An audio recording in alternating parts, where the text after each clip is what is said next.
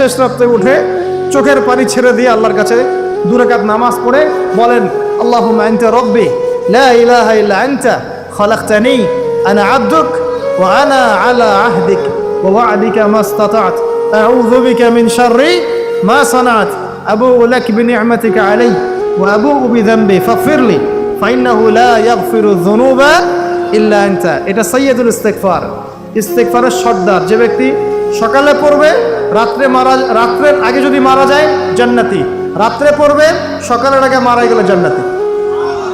আচ্ছা, এটা যদি না পড়েন এতটুকু বলবেন, আস্তাগফিরুল্লাহাল্লাযী লা ইলাহা ইল্লা হুয়াল হাইয়ুল কাইয়্যুম ওয়া আতুবু ইলাইহি। চোখের পানি ছেড়ে দিয়ে পাপ থেকে তওবা করে ফিরে আসতে হবে। এটা কাজ নাম্বার 1। এটা কত নম্বর কাজ? 1 নম্বর কাজ। কারণ আমরা জানি না যে আমরা কে কতদিন বাঁচবো, জানি? কিন্তু মানুষের চলাফেরা দেখলে মনে হয় যে মানুষ জানে। হ্যাঁ, যুবকদেরকে বলবেন যে দিন শিখতে আসছো না কেন, বলবে যে শেষ বয়সে শিখবো ইনশাআল্লাহ। বিশ্বাস করেন, এই কথাটা শোনেন, যদি কোনো ব্যক্তি যুবক, স্পেশালি যুবক যার যৌবনের তাড়না আছে, এই যুবক যদি পবিত্র জীবনযাপন করতে পারে, আল্লাহ পাক ওই যুবককে দেখে অবাক হয়ে যান। এবং কেউ যদি প্রকাশ্য গোপন জেনা থেকে বেঁচে থাকতে পারে, সাক্ষাৎ মৃত্যুর হাত থেকে আল্লাহ থেকে বাঁচাতে পারেন।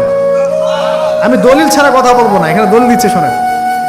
3 জন ব্যক্তি বের হয়েছে, ঝড়, বিশাল ঝড়, গুহায় আশ্রয় নিয়েছে, ঝড়ে পাথর দিয়ে গুহার মুখ বন্ধ হয়ে গেল।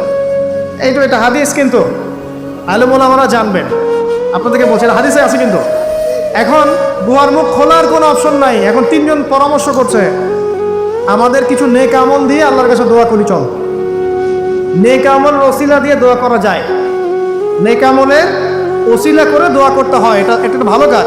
সদকা করেছেন, এই ওসিলায় দোয়া করেন যে আল্লাহ আমি সদকা করেছি, আল্লাহ এই ওসিলায় আমার রোগটা ভালো করে দাও, আমার মাকে শেফা দিয়ে দাও, ইত্যাদি ইত্যাদি।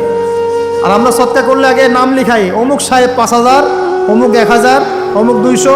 আরে ভাই, সদকা করলাম তো আল্লাহর জন্য, মানুষকে জানানোর কি দরকার আছে? এই লৌকিকতা ত্যাগ করতে হবে না?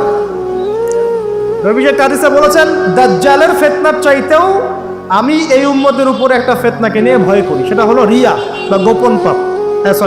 গোপন শিরক। রিয়া বা গোপন শিরক মানে মানুষ অন্যকে দেখানোর জন্য আমল করে। করি না আমরা এটা? যখন মৌসুম আসবে তখন বলবে যে আমরা মুসলিমদের সাথেই আছি, আপনার রায়টা আমার পক্ষে দিয়ে, ঠিক আছে? তখন মৌসুম শেষ, ভুলে যাবে মানুষ মানুষকে। শোনেন, একজন দোয়া করছে, আল্লাহ আমার বৃদ্ধ পিতামাতা ছিল, তাদেরকে দুধ পান না করে আমি দুধ পান করতাম না, আমার সন্তানদেরকেও পান করাতাম না। এই আমলটা আল্লাহ যদি তোমার কাছে কবুল হয়, আল্লাহ তুমি আজকে এই পাথরটা সরিয়ে দাও। পাথরটা একটু সরে গেল, সুবহানাল্লাহ। পাথর আল্লাহর হুকুম শোনে না? শোনে না? আগুন আল্লাহর হুকুম শোনে নাই? ইব্রাহিম আলাইহিস সালামকে ফেলা হচ্ছে, আল্লাহ পাক বললেন না, ইয়া নার কুনি বারদান ওয়া সালামুন আলা ইব্রাহিম, আগুন ঠান্ডা হয়ে যায়নি? এই প্রকৃতি আল্লাহর কথা শোনে। 2টা মাখলুক আল্লাহর কথা খালি শোনে না। 2টা মাখলুক আছে আল্লাহর কথা শোনে না। 1 নাম্বার হচ্ছে মানুষ, আর 2 নাম্বার কি?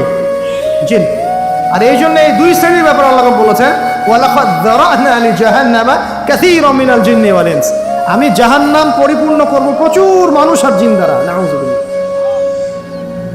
আগে মনে করতাম, যখন বয়সটা আরো কম ছিল, যে আল্লাহ পাক মানুষকে কিভাবে জাহান্নামে দিতে পারবেন। আল্লাহ পাক গফুর রহিম।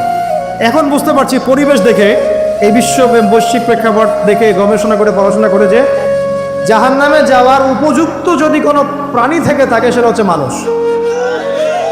জানেন, জাহান্নামে যাওয়ার যে উপযুক্ত কোনো প্রাণী এই মহাবিশ্বে থাকে, সেটা হচ্ছে মানুষ।